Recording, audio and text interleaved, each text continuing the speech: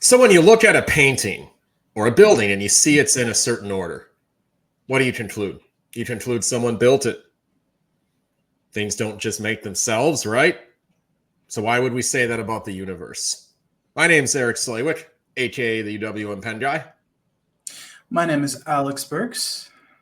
And today we're going to look at the question of fine-tuning, so to speak. Why is the universe seem to be made exactly the way it needs to be for us and for life?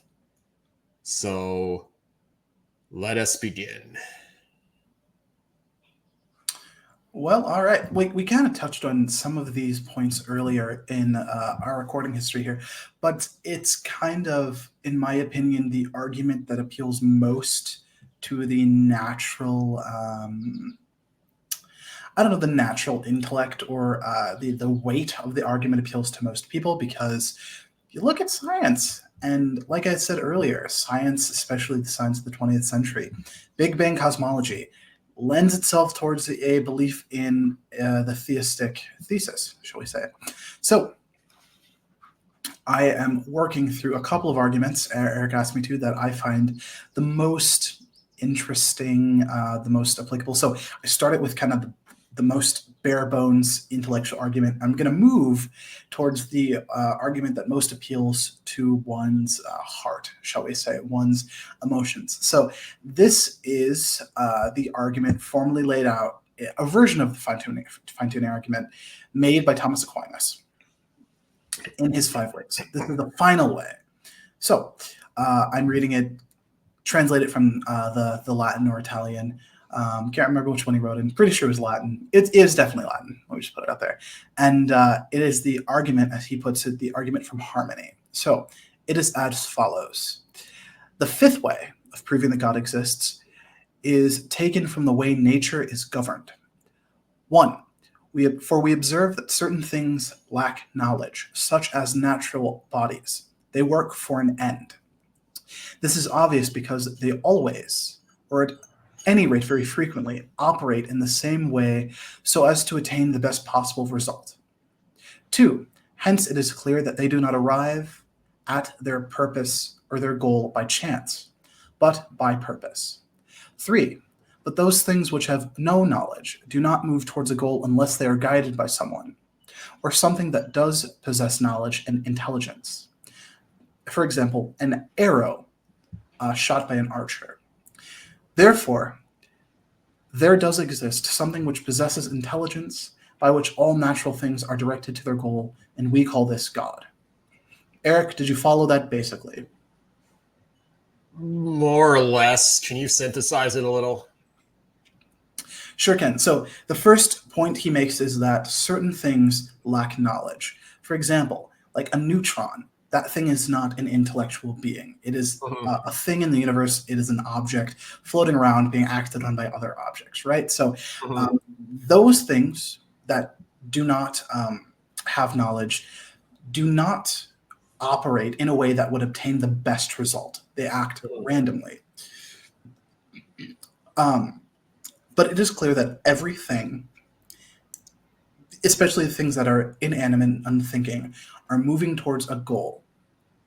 Or even, just to kind of break this down to the barest bones, the natural movements that created the universe did not do so by their own means, but they did move towards a goal. So the energy of the Big Bang is not a thinking being, but it moved towards the goal of creating concrete reality, right? Therefore, one can ascertain generally that those things are guided by something else because they are unthinking. That thing that is guiding them has a purpose. Okay. I think that an example I've brought up, which I think is setting aside the technicality that as a creationist I don't hold to the Big Bang, but that's a technicality, right? Sure, whatever you want to say. Yeah. I know what you mean, though, that the universe in its development has moved clearly towards a certain purpose. Is the fact that the position of Jupiter, for example, apparently is, or like the planets are aligned in the solar system in such a way that Jupiter has over the millennia absorbed a lot of comets that would have otherwise struck Earth and essentially wiped out all life on Earth. Sure. So I think, and to be fair, Aquinas didn't believe in the Big Bang either for obvious reasons. So the purpose that he's making is something like a fine-tuning argument, right? So inanimate objects do not naturally compose themselves in ways that conduce to greater order. Things are actually ordered towards entropy, so things are ordered to disorder, if that makes sense, right? But in everything we see in natural science, you have these chaotic elements that are random, unthinking, moving towards order, moving towards the good, so to speak, and moving towards the human person, right? Which is kind of an incredible thing. So that process, there wouldn't necessarily produce order. The thing that guides the natural flotsam and jetsam of creation into order is the thing that we would call God. I'm trying to think about the way that evolutionary biology would respond to that through the idea of natural selection. And I'm far from an expert in this, not only because I don't believe in it, but also because I haven't studied it much. So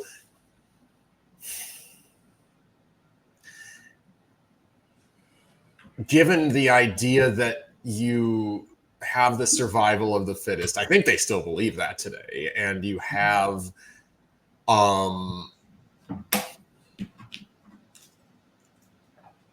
trying to think of how they would respond to this, that you have complexity arising, purpose being accomplished by means of, it really doesn't work, does it?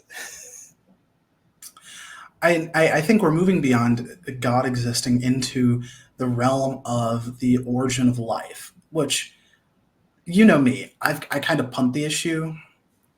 And so it kind of doesn't matter to me one way or the other, the mechanism by which God brought about life and the human person as far as the mechanics is concerned.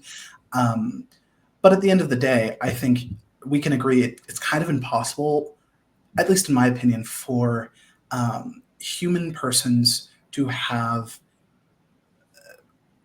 generated miraculously, because that's what we're talking about. Is a human being generating miraculously. And science would agree that the creation of the human person is a miracle. Now, they wouldn't say the origin of that miracle is from God, but like you were saying, statistically, it's nearly impossible. And also, we have certain things that make us a revolution of the natural order, such as human eyesight is a miracle. You know, it's something that nature is. It's so complicated. It's so in depth that just everything about the human person. It's so artistically designed. Now, the atheist would say that nature, over the course of millions and millions and millions of years, is able to create something like this, and I would say it's no less miraculous. And Chesterton talks about this in his essay or his book, The Everlasting Man, which is one of my favorites. I highly recommend it. He says something to the effect of like the atheist hand waves. Sure. The atheist hand waves the generation of the human person by saying it took a very long time. Therefore, it's not anything strange. It's just creatures living and dying, adaptations occurring, mutations, so on and so forth. But Chesterton points out that if over the course of the week you saw your best friend become more and more like a dog, that would be no more strange or miraculous than over the course of 15 million years, you saw your best friend turn from a man into a dog, right? So just saying that the time frame was so insane that, adaptations took place. The argument he makes that humankind, mankind, it's not a difference in degree, it's a difference in nature. So we kind of see all these processes moving towards the human person. So that's the point I'm making, where the fine-tuning argument seems catered towards the miracle of human life, because human beings are the miracle of the universe. Now, I sound like an atheist, but that's literally what the atheists sound like. And like you were talking about, Eric, the universe, awakening and discovering itself. It's very, very metaphysical. Very Allusion to a previous episode, by the way. Yeah, yeah. No, I agree. And so you're saying this argument, because the only other philosophy in the world today about the origin of life is obviously evolution. Mm-hmm. And randomness is at the heart of evolutionary biology and their thinking. So I'm trying to think, does this argument say that the very fact that we are here as humans it's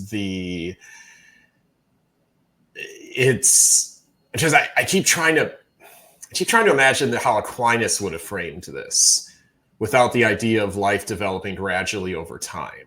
Like, what was he seeing? Maybe I'm just not clearly understanding what he was seeing, what he was looking at, how he formulated this.